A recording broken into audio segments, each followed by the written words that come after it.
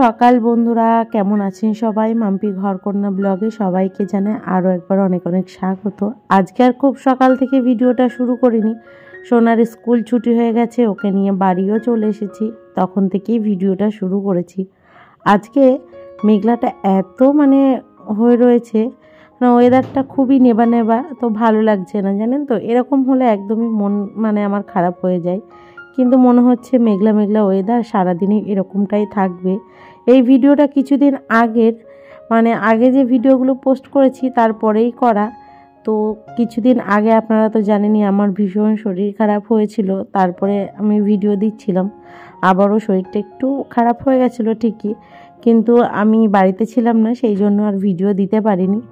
আর আজকে সকালবেলায় উঠেই দেখুন রান্নাবান্না করে ধুয়েই গেছিলাম, যেমন উঠি সেমন উঠেই রান্নাবান্না করে ধুয়ে স্কুলে গেছিলাম। এদিকে একটু বেতে শাক করেছি, আর ওদিকে একটুখানি বেগুন পোড়া রয়েছে। আগের ভিডিওতে আপনারা দেখেছেন যে আমি বেগুন পুড়িয়েছিলাম, বলেছিলাম হয়তো। তো যাই হোক, আমি এই যে বেগুন পোড়া করে রেখে দিয়েছিলাম। তো এই যে এখন আমি এগুলো ঠিক করে রেখে দিচ্ছি, আপনাদেরকে একবার দেখিয়ে দিলাম যে সকালবেলায় আমি এই রান্নাবান্না করেছিলাম। আর সুকান্ত কাজে যাওয়ার সময় এগুলো নিয়েই গেছে খাবার দাবার, আর ও একটা ডিমের অমলেটও করে নিয়ে গেছে। তো এই যে এখন কড়াইটা এখানে রয়েছে, এগুলো ধুয়ে মেজে নিয়ে তারপরে আবারও রান্না করতে হবে দুপুরের। তো দুপুরে দেখি আজকে কি রান্নাবান্না করব। তো অনেক ভেবেচিন্তে ভাবলাম কি একটু ডিম রান্না করি। আর আমার কি জানি কী হয়েছে, শরীর খারাপ হওয়ার পর থেকে ডিমটা খুব ভালো লাগছে খেতে।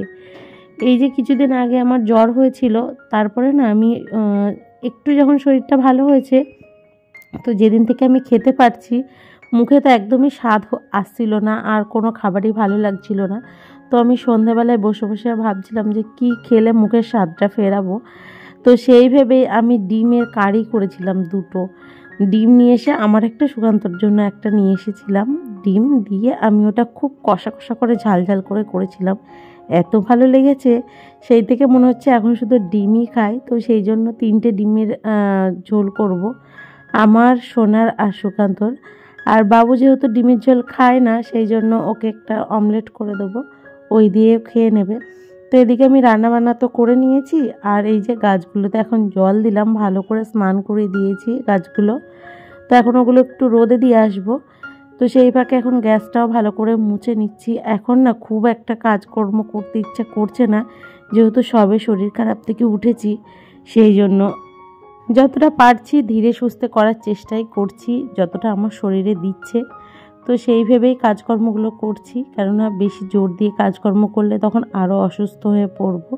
এখনও কিন্তু আমার শরীরটা খুব একটা ভালো হয়েছে তা কিন্তু নয়, আপনারা দেখেই বুঝতে পারছেন। দেখুন আমি স্কুল থেকে এসে জামা কাপড়ও চেঞ্জ করিনি, একদম আমি রান্নাবান্নার দিকে ঢুকে পড়েছি, কেননা এরপর আর ভালো লাগবে না শরীরটা। তখন দেখা গেলো আমি রান্নাই করতে পারলাম না।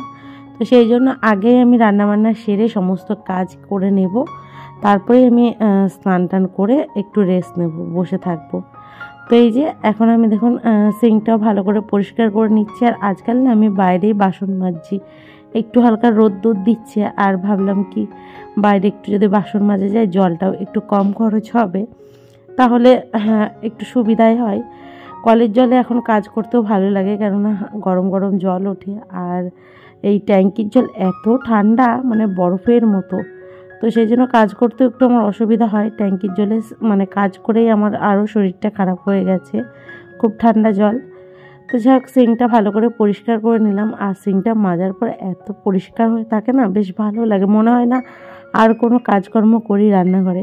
কেননা পুরো রান্নাঘরে একদম ক্লিন হয়ে থাকার পর না মনে হয় না যে আবারও নোংরা করব রান্নাঘরটা, থাক এইভাবেই যদি থাকতো। কিন্তু তা তো আর হবে না, ব্যবহারও করতে হবে, পরিষ্কারও রাখতে হবে। আর আমরা সেইভাবে আর স্মার্ট বাজারে যাইনি দেখে আর ওয়াইপসটাও কেনা হয়নি, সেই জন্য এই যে বাবুর এই যে নরম যে গেঞ্জির ছিল, সেই গেঞ্জিটা দিয়েই এখন রান্নাঘরের কাউন্টার টপগুলো পরিষ্কার করছি। ওয়াইপসটা খুব ভালো জানেন তো। তো যাই হোক, ভাবছি অনলাইন থেকেই নেব, তো নেওয়ার হচ্ছে না, পরিস্থিতি এমন হয়ে আসে না, তখন আর কোনো কিছুই করা সম্ভব থাকে না। তো যাই হোক, এখন সমস্ত কাজ সেরে নিয়েছি, আর রান্নাঘরটা এত সুন্দর রেখে মনে হচ্ছে না আবারও নোংরা করি। তো যাই হোক, সংসারের কাজ তো করতেই হবে। তো এখন ঘরদোরগুলো ঝাড় দিয়ে নেব, আর আজকে ভেবেছি এই সোয়েটারটা কেচে দেবো, সেই জন্য আরও খুলিনি। ভাবলাম যে একবারেই রান্নাবান্না সেরে নিই, তারপরে এই জামা কাপড়গুলো সব কেচে দেবো, দিয়ে স্নান সেরে নেবো। বাবু সোনাকেও স্নান করাবো।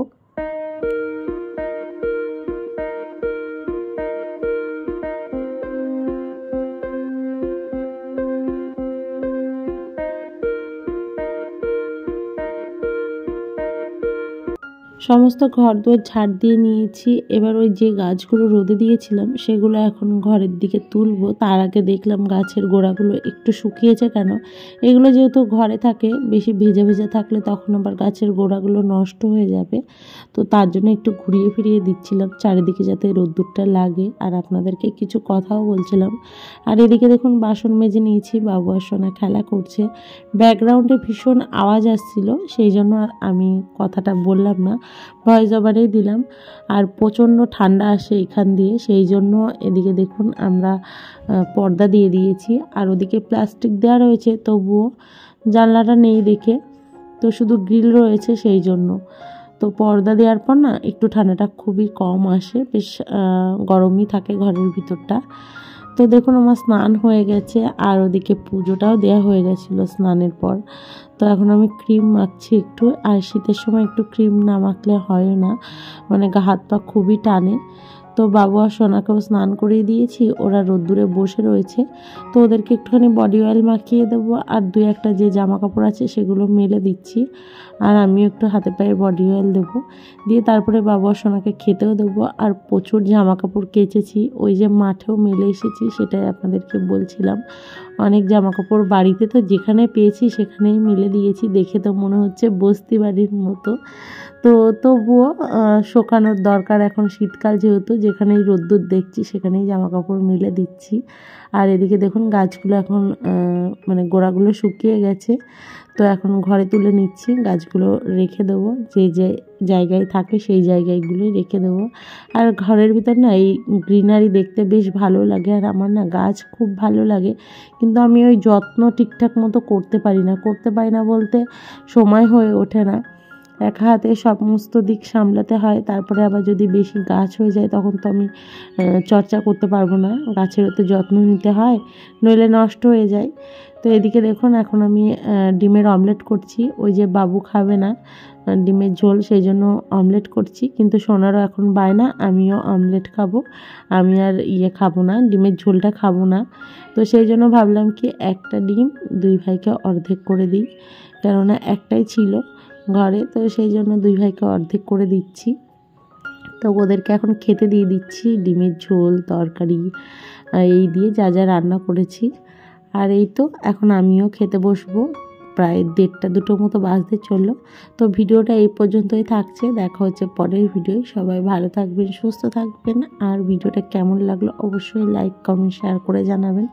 নতুন কোনো বন্ধু হয়ে থাকলে চ্যানেলটা সাবস্ক্রাইব করবেন। আজকের মতো আসি, আগামীকাল আবারও নতুন একটি ভিডিওর সঙ্গে দেখা হবে। ততক্ষণ সবাই ভালো থাকবেন, সুস্থ থাকবেন, টাটা।